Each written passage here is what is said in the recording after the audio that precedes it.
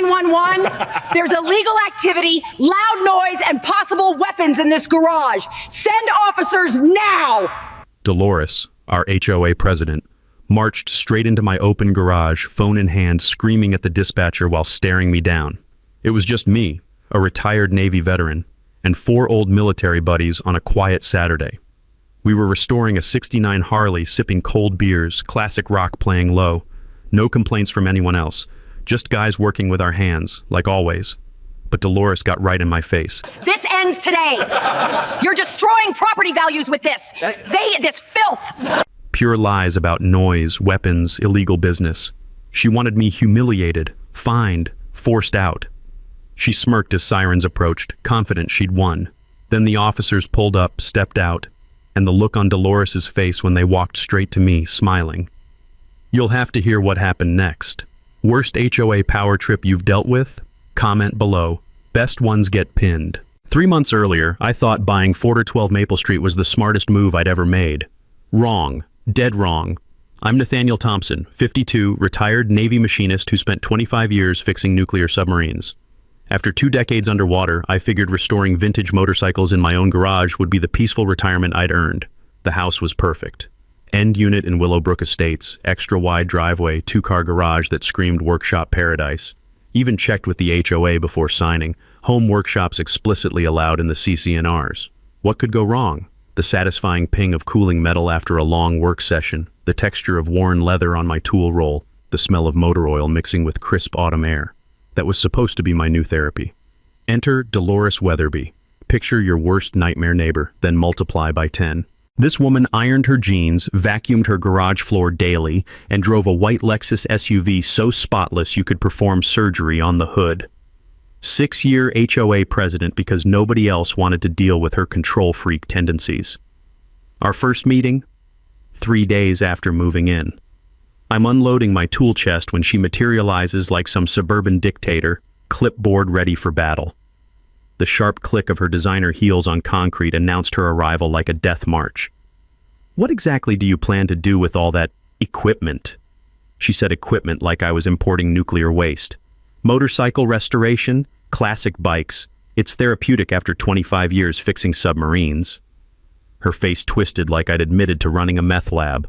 Section 12.4 of our CC&Rs clearly states regulations regarding commercial activities. We maintain very high standards here. Commercial? I was restoring my dad's 1969 Harley Sportster. Ma'am, I checked the rules. Home workshops are legal as long as they're hobbies, not businesses. She sniffed. Actually sniffed. Like my garage offended her delicate sensibilities. We'll see about that, Mr. Thompson. The way she said my name felt like a threat. First Saturday with the guys should have been perfect. Bob the electrician, Jim the plumber, Carlos who ran heavy equipment, my military crew who'd been helping each other with projects for years, plus my buddy Rodriguez from the police force who loved vintage bikes almost as much as I did. Classic rock at neighbor-friendly volume, cold beers, garage door open. American men doing what we do best, fixing things with our hands. 3:47 p.m. I'll never forget the time. Dolores appeared with a measuring tape and professional sound meter like some demented building inspector. Gentlemen, I'm documenting multiple CC&R violations. Unauthorized commercial vehicle repair, excessive noise, possible zoning infractions. Carlos set down his wrench. Lady, we're helping Nathaniel fix his dead father's motorcycle. I've been watching for weeks. She photographed my workbench like it was evidence at a murder trial. Multiple vehicles, regular customers, monetary transactions, commercial signage. She pointed at a vintage Harley poster hanging inside my garage. These are friends, I said through gritted teeth. Nobody pays anything except pizza money. Her smile could have frozen hellfire. The HOA board will determine the facts. Expect official documentation. Monday brought the declaration of war, certified letter, $200 fine for commercial vehicle repair operations. Remove all business signage within 10 days or face daily $50 penalties. I appealed immediately. Photos of identical garage setups throughout the neighborhood. Original purchase documents showing pre-approved workshop status. Character references from my restoration group. The hearing was canceled day of via email. Scheduling conflict. I spotted her white Lexus at the country club that same afternoon. That's when it hit me. This wasn't about property values or neighborhood standards. Dolores Weatherby had declared personal war on me. She wanted me gone, completely, and she'd use every dirty trick in the HOA playbook to make it happen. What I didn't know was how far she'd go. The private investigators, the false complaints, the insurance fraud. And that final Saturday, when she'd march into my garage, phone in hand, ready to destroy my life with one 911 call, not knowing that one of my dangerous criminals wore a badge to work every day. Some battles you can't avoid. You can only win them. Dolores wasn't just filing complaints. She was building a case like some demented prosecutor.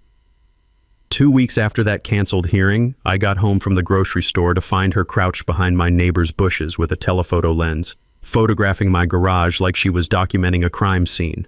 The smell of her expensive perfume mixed with crushed azalea leaves gave her away before I even spotted the camera.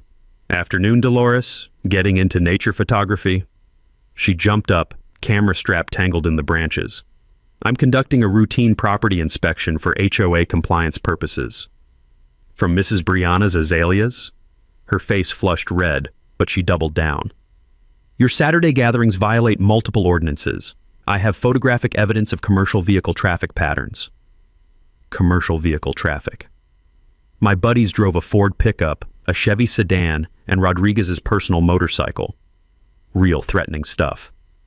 That night, I found copies of Dolores's evidence folder slipped under 3 neighbors' doors, professional quality photos of my garage during our weekend sessions, with handwritten notes, excessive noise, 11:30 a.m., possible monetary exchange, 2:15 p.m., unknown chemicals stored unsafely. The unknown chemicals? WD-40 and Coca-Cola. But here's where Dolores made her first real mistake. She decided to go nuclear with official complaints. Filed formal violations with the city planning office claiming I was running an unlicensed motorcycle repair business. Alleged I was advertising services online and accepting payment from customers. Pure fiction. But she figured city officials would rubber stamp anything an HOA president submitted. Problem was, I'd learned a few things about documentation during my Navy years. 25 years of military paperwork teaches you that everything leaves a trail if you know where to look. I spent my lunch break at the planning office filing a Freedom of Information Act request for all complaints filed by Willowbrook residents in the past year. Cost me $43 and a 2-hour wait in a plastic chair that squeaked every time I moved. But what I discovered was gold. Dolores had filed complaints about 7 different residents. 7. All targeting the same type of people. Single men, blue-collar workers, modest incomes. A Latino landscaper who worked from home. A black single mother who ran a small catering business. An elderly widower who restored antique furniture in his basement. Every complaint contained the same phrases.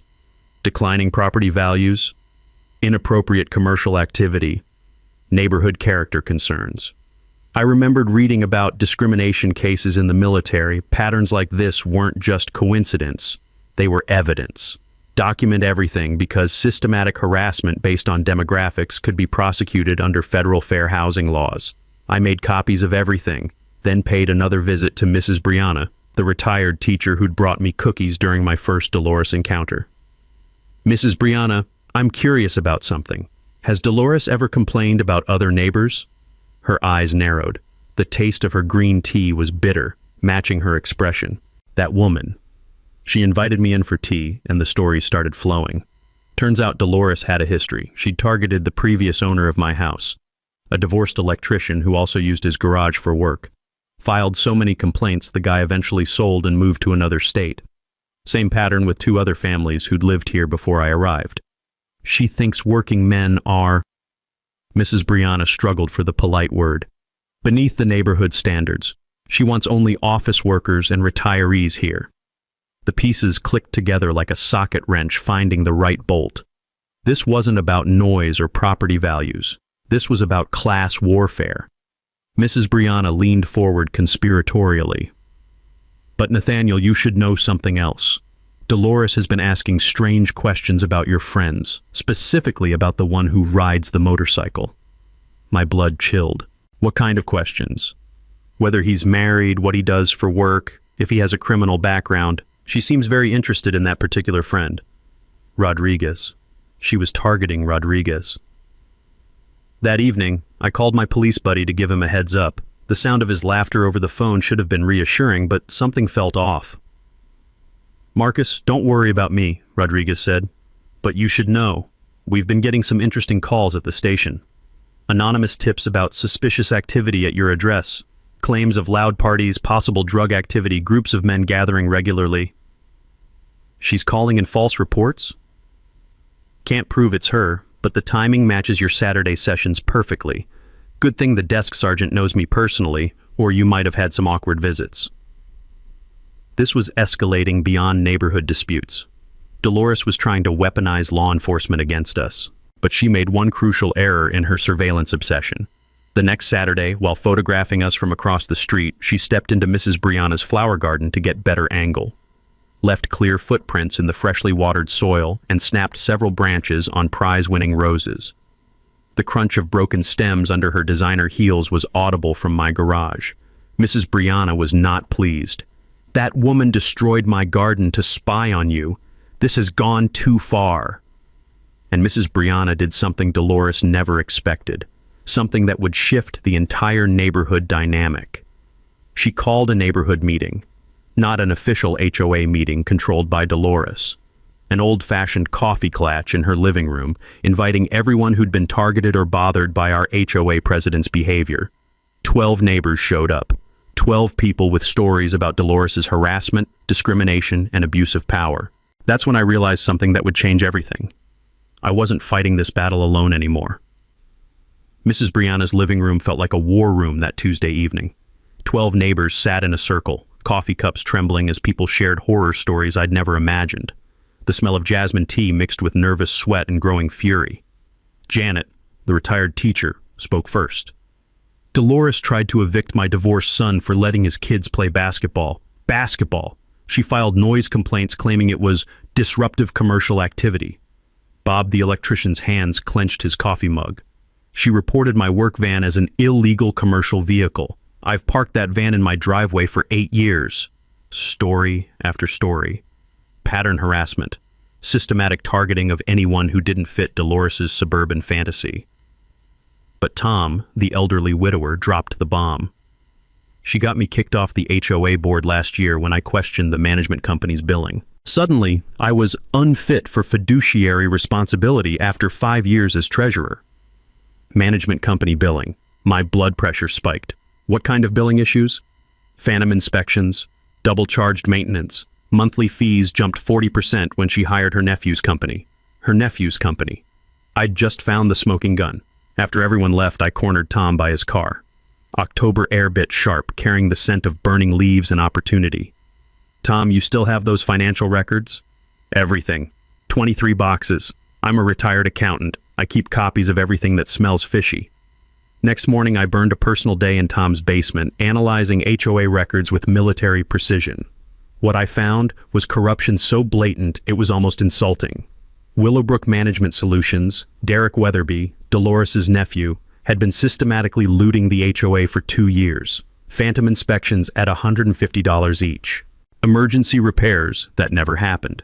Management fees tripled overnight when Derek took over. Total theft, $47,000. But the real gold was in Derek's email printouts. Direct communication with Aunt Dolores about enforcement targeting and demographic compliance management. Actual quote, focus violations on blue-collar residents to encourage voluntary relocation and improve community standards. This wasn't just fraud, it was conspiracy with civil rights violations. I photocopied everything, then called Rodriguez. You need to see this, now. He came over that Saturday, ostensibly for motorcycle work, but really for evidence review. When he saw the financial records, his cop instincts kicked in hard. Marcus, this is federal territory. Mail fraud, wire fraud, civil rights violations under color of authority. The FBI dreams about cases this clean. Can we prove Dolores is getting kickbacks? Rodriguez's smile was predatory. My buddy in white-collar crime is gonna love this, but we need her to make the next move. She didn't disappoint. That week brought 3 new violation notices. My garage door being open during daylight was unsightly storage display. My blue motorcycle cover violated earth tone aesthetic requirements. My garden hose hanging on the house was improper equipment storage. $200 per violation. $600 total. But Thursday evening, Dolores played her masterpiece. I was alone in the garage when I heard voices outside. Multiple people. Dolores was conducting some kind of tour. Primary source of our neighborhood's declining standards. Multiple violations, possible illegal operations, complete disregard for community aesthetics. Through the garage window, I watched Dolores leading 3 people in business suits around my property like tour guides at a disaster site. Property values have dropped 12% since this situation began, she announced confidently. Pure fiction. But her audience was taking detailed notes. After they left, I called my realtor buddy Mike. Mike, what are Willowbrook property values doing? Up 6% this year. Hot market? Why? Just checking reality against someone's fantasy. Friday morning brought the legal threat. Certified letter from Dolores's attorney demanding immediate cessation of commercial activities and threatening lawsuit for property value diminishment and community disruption. The letter mentioned concerned community stakeholders prepared for civil litigation. Those business suits weren't random visitors. They were fake property assessors building a fraudulent legal case. I speed-dialed Rodriguez. She's manufacturing evidence with fake appraisers. This isn't harassment anymore, it's orchestrated fraud. Marcus, time to set the trap. What kind of trap?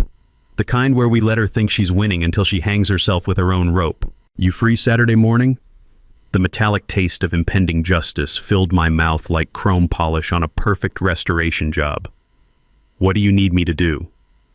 Just keep doing exactly what you're doing. Work on motorcycles, have the guys over, act completely normal. And you? Rodriguez's laugh was dark as motor oil. I'm going to make some calls. Federal calls. Because Saturday's going to be very educational for our friend Dolores. She has no idea what's coming, does she? None whatsoever. And that's exactly how we want it. Saturday morning arrived with the crisp bite of late October air and the promise of justice. Rodriguez had been cryptic about his federal calls, but I trusted military planning when I saw it. Sometimes the best strategy is letting your enemy think they're winning right up until they destroy themselves. I started my normal routine. Coffee, classic rock, garage door open. The familiar smell of motor oil and metal polish mixed with autumn leaves. Just another peaceful Saturday in suburbia. Except Dolores was already positioned across the street at 8:47 a.m., phone ready, watching my every move like a suburban sniper. At 9:15, Bob arrived with his toolbox. At 9:30, Carlos pulled up in his pickup. By 10 a.m., we had 4 guys working on the Harley, exactly like every other Saturday for the past 3 months. But today felt different. Electric. Like the calm before a storm that's been building for weeks. Dolores was taking photos constantly now, practically vibrating with anticipation.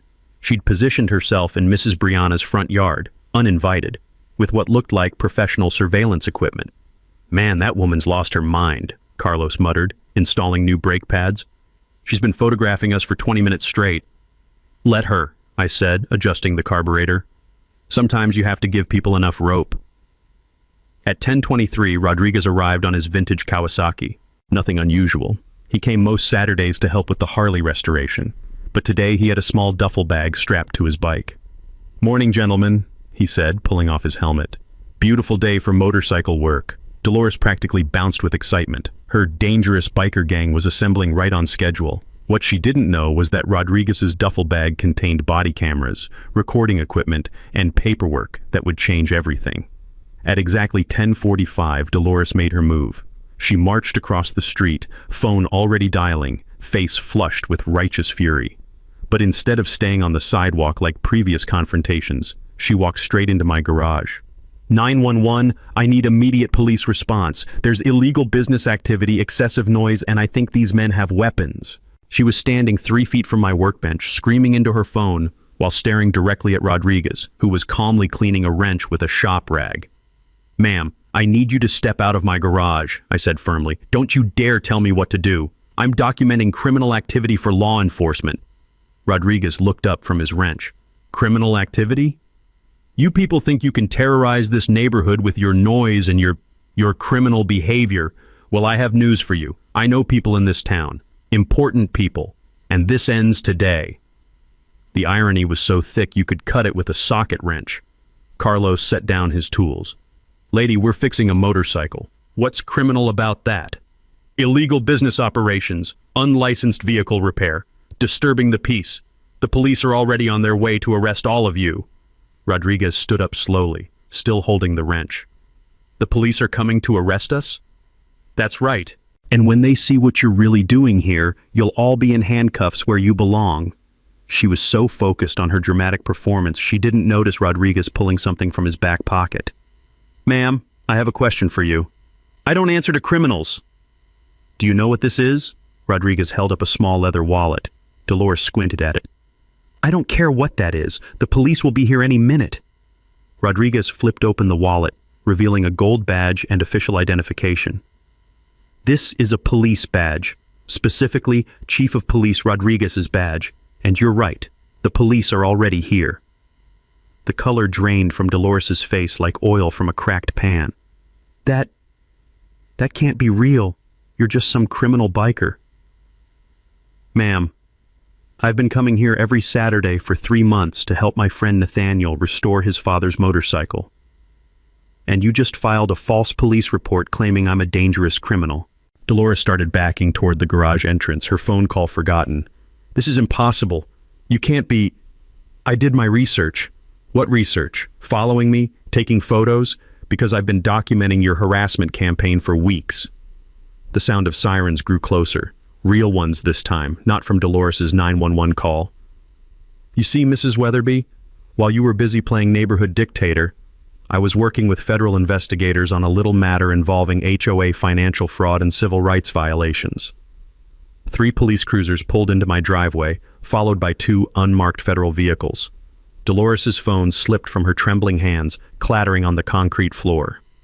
"Ma'am," Rodriguez continued in his official police voice, "you're under arrest for filing false police reports, criminal harassment, and conspiracy to commit fraud." The handcuffs clicked with the most beautiful sound I'd ever heard, but the real show was just beginning. The garage went dead silent except for Dolores sobbing in the police car outside. Agent Sarah Martinez from the FBI stepped forward, her face grim as death. "Mr. Thompson, what I'm about to tell you is going to make you very angry." She pulled out a thick manila folder, hands shaking slightly. "We've been tracking your neighbor for 6 months. This isn't about property values or noise complaints." My stomach dropped. "What do you mean?" "Dolores Weatherby and her nephew Derek have been running a systematic fraud operation across 12 HOAs. They target working-class residents, harass them into selling, then split profits with real estate investors."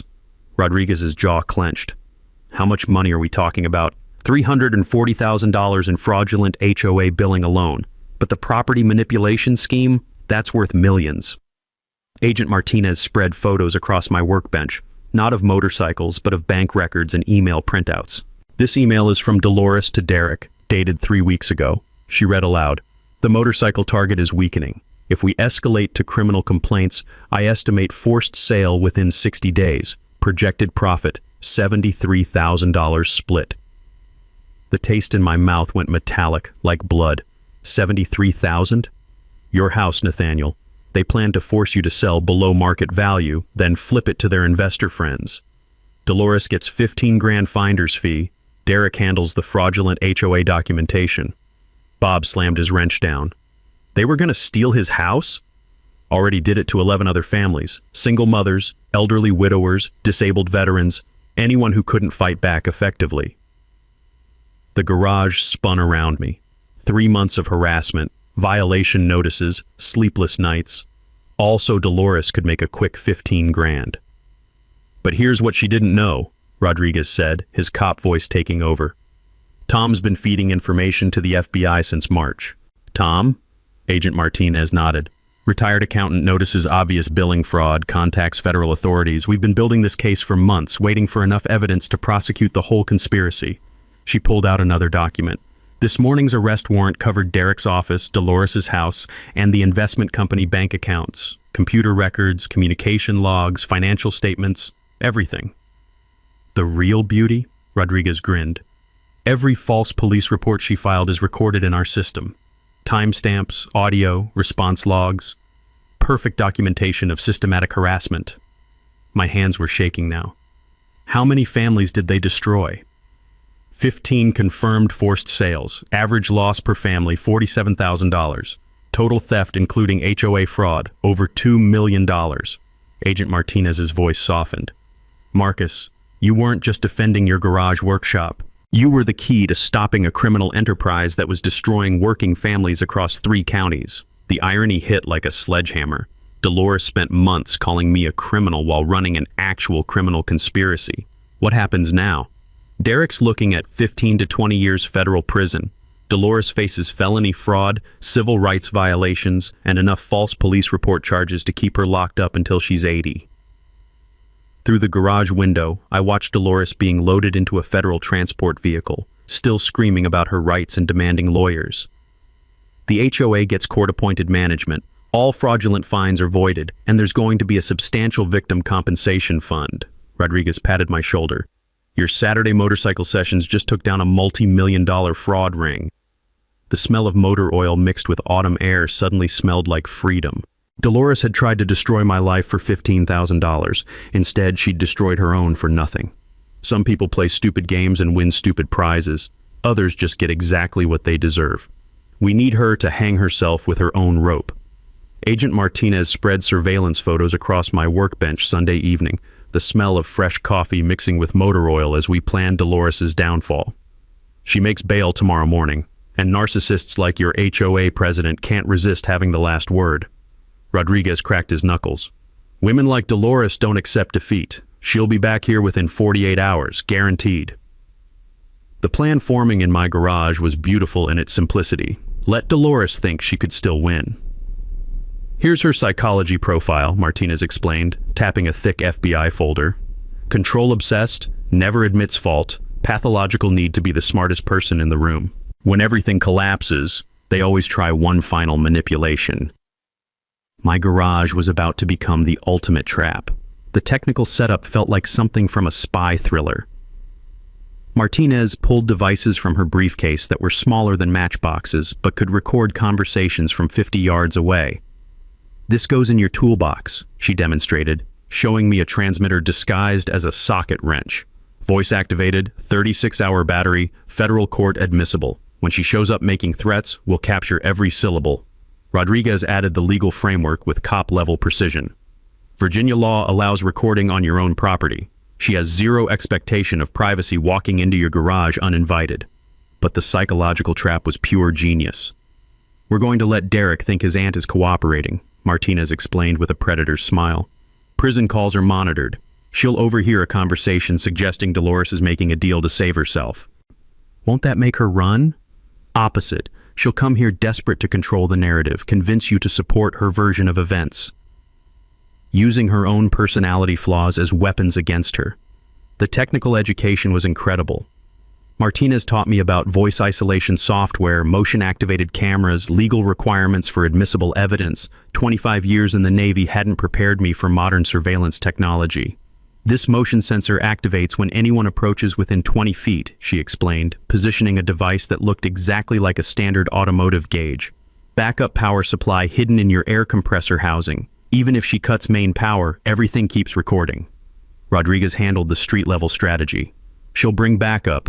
Lawyer, investment partners, maybe hired muscle. They'll try offering you money to forget what you witnessed. Bribery? Recorded bribery attempts. Federal conspiracy charges, witness tampering, obstruction of justice. We're talking 25 years minimum when you try corrupting federal witnesses. The garage transformation was subtle but complete. Every tool repositioned for optimal audio capture. Cameras disguised as work lights. Recording equipment hidden inside motorcycle parts boxes. To any casual observer, it looked exactly the same. Just a veteran's workshop with classic bikes and vintage tools. But now every conversation would be monitored by federal investigators building a case worth millions. Remember Nathaniel, Martinez emphasized, her voice carrying 20 years of federal law enforcement experience. Don't try being clever. Act natural. Let her talk. Narcissists love explaining how they outsmarted everyone. The psychology was fascinating. Criminals almost always return to scenes where they felt powerful, especially when their world crumbles. Dolores had spent months treating my garage like conquered territory. Now desperation would drive her back. Rodriguez coordinated backup procedures. My officers stay invisible unless you signal distress. This operation depends on her feeling safe enough to incriminate herself. Sunday night, I tested every system. The recording equipment was so sensitive it picked up my heartbeat when I leaned close to the microphones. Motion sensors tracked movement with military precision. Backup batteries could power everything for 72 hours. "She'll come Tuesday latest," Martinez predicted, packing her equipment. "Bail conditions require check-ins with pretrial services. She'll be humiliated, desperate, needing to control something after federal custody stripped away her power." The taste of approaching victory was metallic, like chrome polish on a perfectly restored motorcycle part. Rodriguez shook my hand. "Marcus, 3 months ago you were an HOA harassment victim. Tomorrow you'll be a federal informant bringing down a criminal conspiracy." The irony was exquisite. For months, Dolores had surveilled my garage, documented my activities, built evidence files trying to destroy me. Now I was doing exactly the same thing to her. The difference? My evidence was real. When she walked back into my garage, which every federal behavioral expert guaranteed she would, every threat, every bribery attempt, every desperate lie would be recorded for prosecutors who specialized in putting criminals away forever. Tuesday morning, I went through my normal routine. Coffee, classic rock, garage door open, working on the Harley like nothing had changed. Except everything had changed. And Dolores was about to learn that some battles you can't win, no matter how desperate you get. The chrome on my Harley had never looked so perfect. Tuesday morning tasted like lightning, sharp, electric, dangerous. I was fine-tuning the Harley's carburetor when my phone buzzed. She made bail, driving rental white sedan, Derek with her, both desperate, stay sharp. Rodriguez. The FBI surveillance van lurked 3 blocks away, disguised as a cable repair truck. Agent Martinez was positioned in Mrs. Brianna's guest bedroom, watching my garage through high-powered optics. Half the federal law enforcement in Virginia was focused on Willowbrook Estates.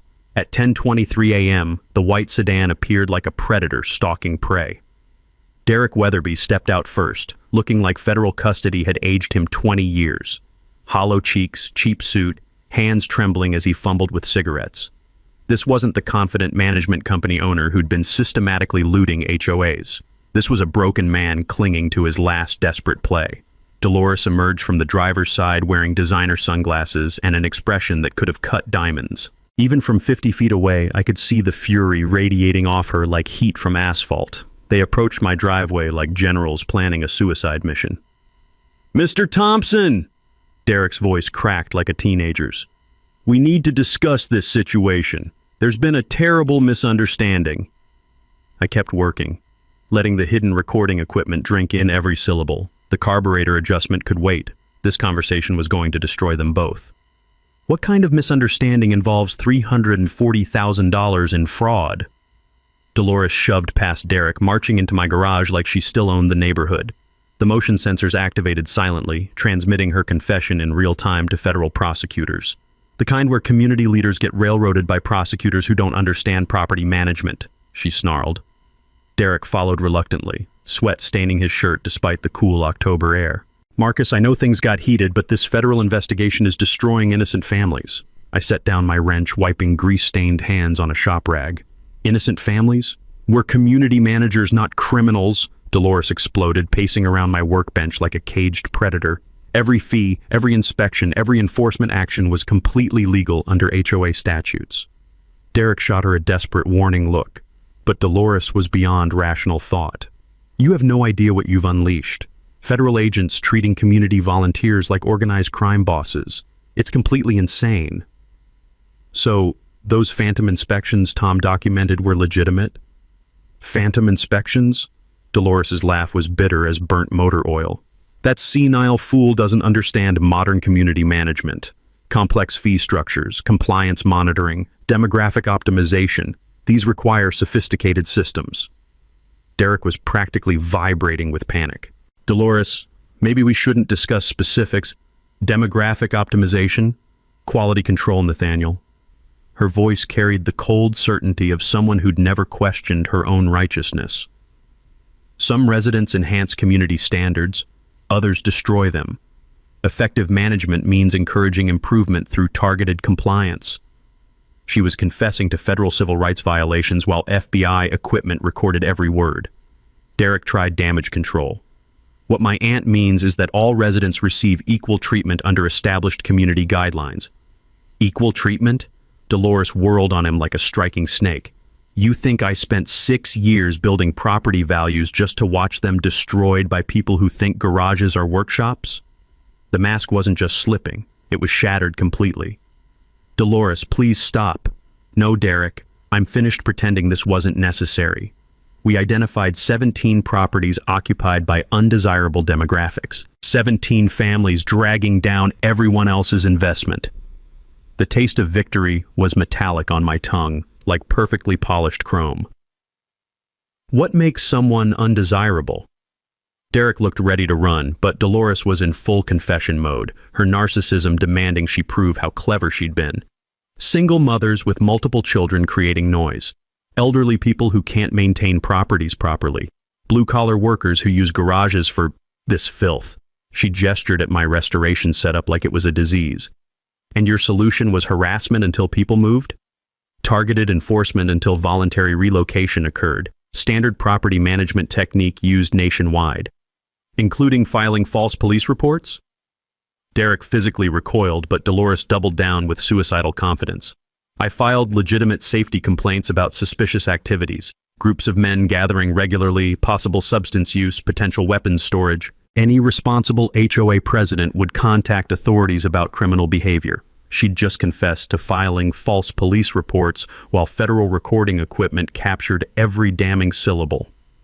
The truth is, Nathaniel, this neighborhood was experiencing problematic demographic shifts, property values declining, community standards deteriorating. Someone had to take decisive action. Derek grabbed her arm desperately. Dolores, stop talking, right now. But she shook him off, rage and arrogance overriding survival instincts completely. You want the real truth?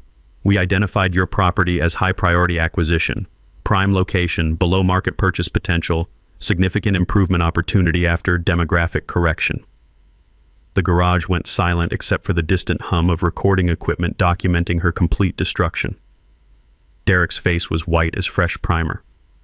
Jesus Christ, Dolores. What have you done? Derek's horror at his aunt's confession lasted exactly 3 seconds before pure survival instinct kicked in. Marcus, listen to me carefully, he said, pulling out his phone and showing me a banking app. I can transfer $50,000 to your account right now, today, just a gesture of goodwill to resolve this misunderstanding. The smell of desperation mixed with motor oil as he stepped closer to my workbench. 50,000 to forget whatever you think you heard. Another 50 when the federal investigation concludes with no charges against my aunt. Dolores smiled like a shark scenting blood. Derek's right. You're a working man, Nathaniel. $100,000 would solve a lot of problems. I could practically hear Agent Martinez taking notes from across the street as they dug their graves deeper. You're offering me money to lie to federal investigators? We're offering compensation for the stress our family dispute has caused you, Derek said smoothly, apparently having found his lawyer voice. Nothing more, nothing less. Dolores wasn't content with simple bribery. Her narcissism demanded she explain exactly how brilliant their scheme had been. Marcus, you have to understand. What we did here was genius. Pure business optimization applied to residential property management. Derek shot her another warning look, but she was beyond caring about consequences. 17 targeted properties across Willowbrook. Average purchase price reduction, $47,000 per unit. Resale to appropriate demographics at market value within 6 months. Total profit per cycle, approximately $68,000. She was confessing to a multi-million-dollar conspiracy while trying to bribe a federal witness. The beauty was the systematic approach, she continued, warming to her subject. Identify undesirable residents, document violations, escalate enforcement until relocation becomes inevitable. Standard corporate acquisition technique. Derek was sweating through his shirt now. Dolores, please. No, Derek. I want him to understand this wasn't personal. It was business. Smart business. I leaned against my workbench, letting the recording equipment capture every word of her confession. So the false police reports were part of the business plan? Strategic enforcement escalation, she corrected with professional pride. When HOA violations prove insufficient, municipal code enforcement becomes necessary. When that fails, law enforcement intervention becomes the final option. You mean lying to police about criminal activity? Her eyes flashed with righteous anger. I mean protecting community investments from demographic degradation. Do you have any idea what a single motorcycle restoration operation does to surrounding property values? Derek grabbed her arm desperately.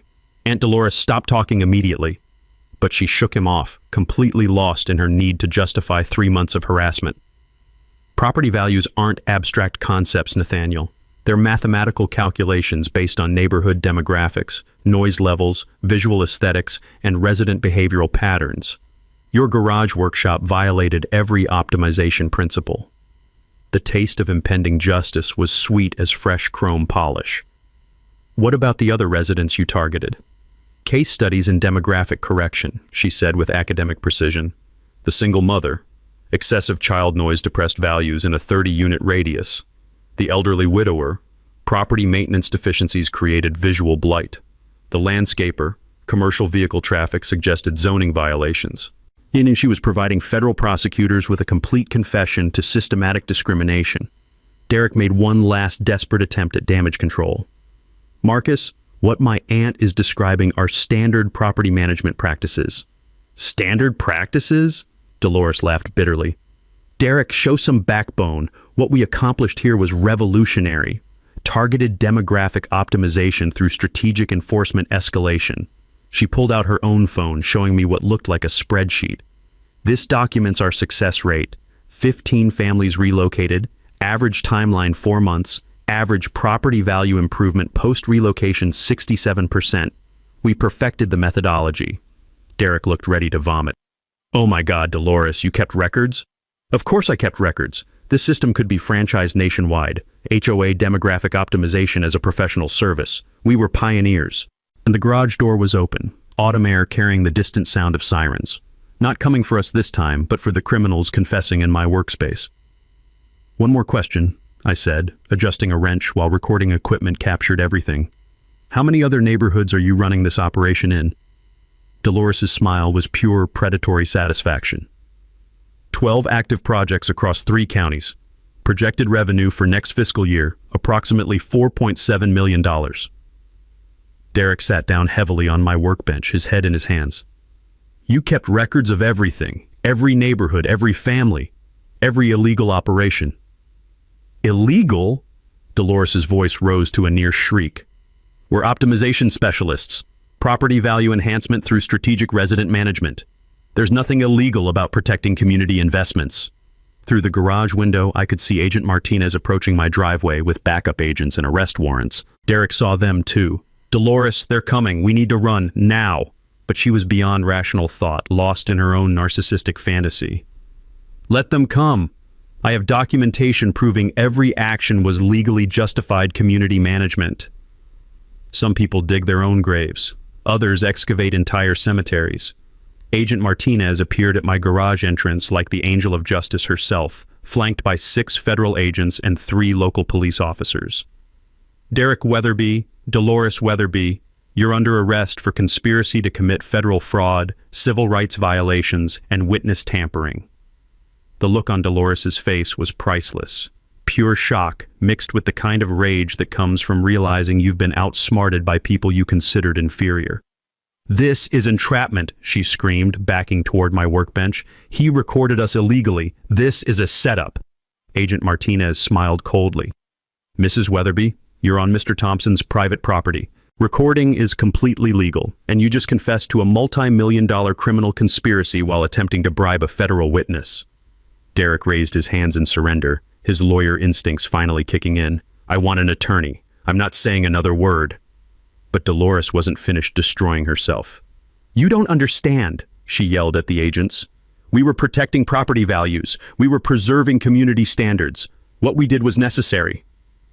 Ma'am, Rodriguez said, stepping into the garage with handcuffs ready. What you did was commit federal crimes, multiple federal crimes. The garage filled with neighbors drawn by the commotion. Mrs. Brianna appeared with her camera, documenting everything. Bob, the electrician, brought his whole family. Janet, the teacher, was live streaming on Facebook. 43 people gathered in my driveway and front yard, watching Dolores Weatherby get arrested for the 2nd time in 3 days. This is all his fault! And Dolores pointed at me like I was personally responsible for her criminal choices. He destroyed our neighborhood with his noise and his criminal friends. Chief Rodriguez stepped forward, removing his civilian jacket to reveal his police uniform underneath. "Ma'am, I've been coming to this garage every Saturday for 6 months. Mr. Thompson and his friends have never engaged in criminal activity. You, however, just confessed to systematic fraud and civil rights violations." Dolores's face went white as she finally recognized Rodriguez from their previous encounters. You were working together the whole time?" "No, ma'am. I was just helping my friend restore motorcycles. You decided to commit crimes." Agent Martinez began reading rights while neighbors recorded everything on their phones. The scene was already going viral on social media. #HO Karma Justice trending within minutes. "Dolores Weatherby, you have the right to remain silent, though you've waived that right spectacularly for the past 30 minutes. As federal agents led her away in handcuffs, Dolores made one final desperate attempt at manipulation. "This neighborhood will be overrun with criminals and degenerates. Property values will collapse. You'll all regret this." Mrs. Brianna stepped forward, her elderly voice carrying surprising authority. "Mrs. Weatherby, the only criminal in this neighborhood was you. We're better off without bullies who target working families." The crowd erupted in applause. Derek walked quietly to the federal transport vehicle, head down, apparently understanding his situation better than his aunt. But Dolores fought the handcuffs, screaming about miscarriages of justice and corrupt federal prosecutors. Agent Martinez addressed the gathered crowd with professional satisfaction. "Ladies and gentlemen, what you witnessed today was the conclusion of a 6-month federal investigation into HOA fraud and civil rights violations. Mrs. Weatherby and her nephew operated criminal enterprises across 12 residential communities." She held up the evidence folder thick as a phone book. Their organization systematically targeted working-class families, minorities, and elderly residents for harassment designed to force below-market property sales. Total theft exceeded $2 million. The crowd's anger was palpable. Several people shouted about their own experiences with Dolores's harassment. All fraudulent HOA fines are immediately voided. Affected residents will receive compensation through federal victim assistance programs. And this community will receive court-appointed management until new elections can be held. As the federal vehicles drove away with their prisoners, something beautiful happened. The neighborhood spontaneously erupted into celebration. Bob fired up his grill. Mrs. Brianna brought out folding tables. Janet organized a potluck using everyone's cell phones. Within an hour, my driveway hosted the block party Willowbrook Estates had needed for years. Rodriguez stood beside me, watching kids play while adults shared stories about their experiences with Dolores's reign of terror. "Marcus, you realize what you accomplished here.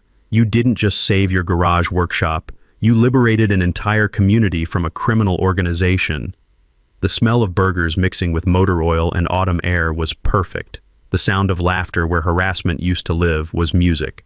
"Chief, I just wanted to restore motorcycles in peace. And now you can, along with everyone else who wants to pursue happiness in their own homes." As the sun set over Willowbrook Estates, I realized something profound. Sometimes standing up to bullies doesn't just save yourself. Sometimes it saves everyone.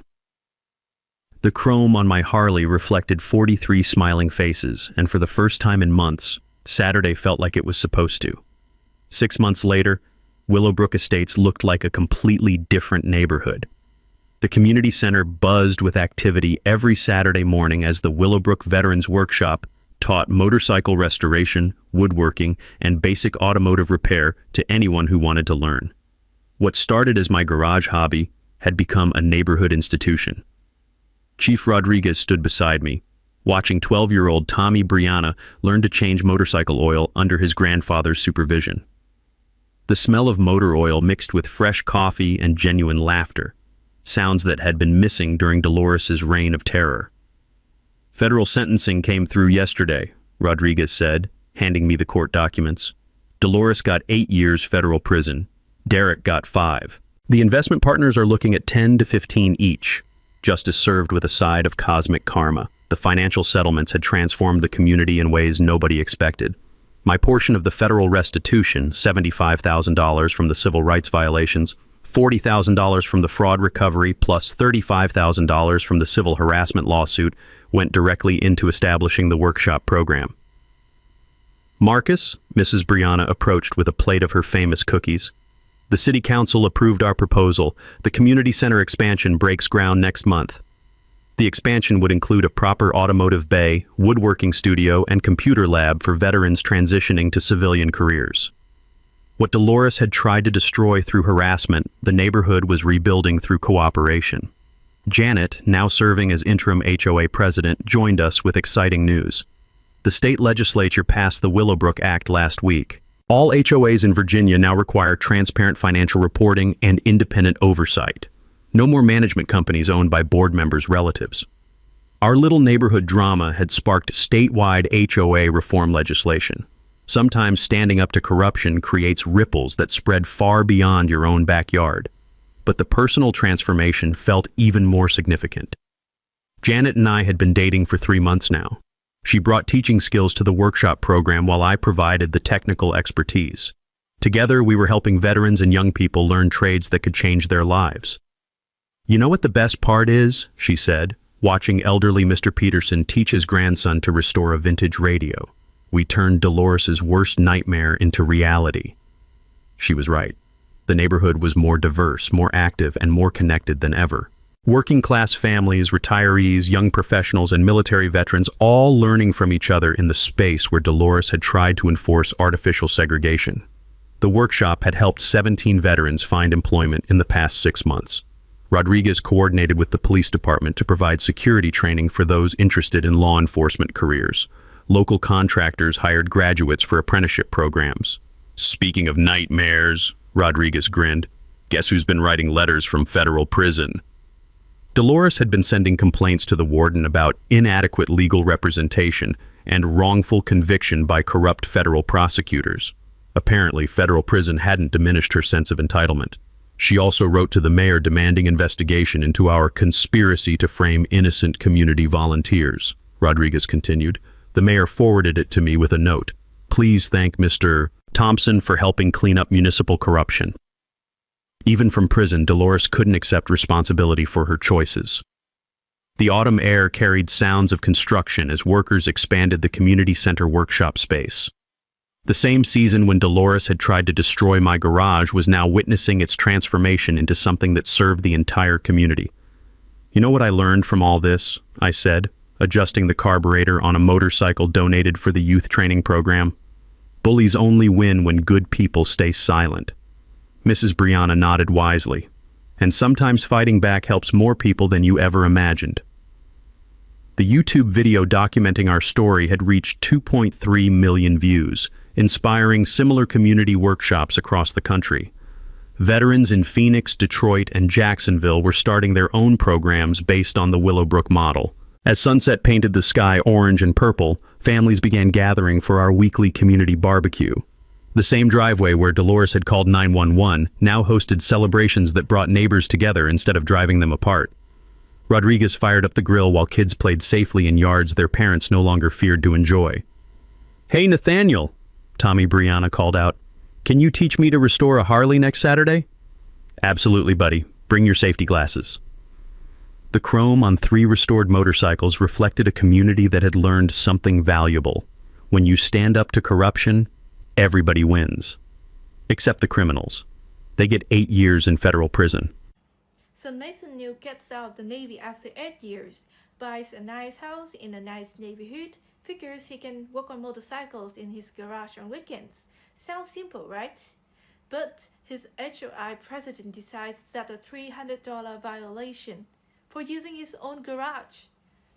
What gets me in these situations is that people expect they count on you to get emotional, to get flustered, and just pay the fine to make it go away.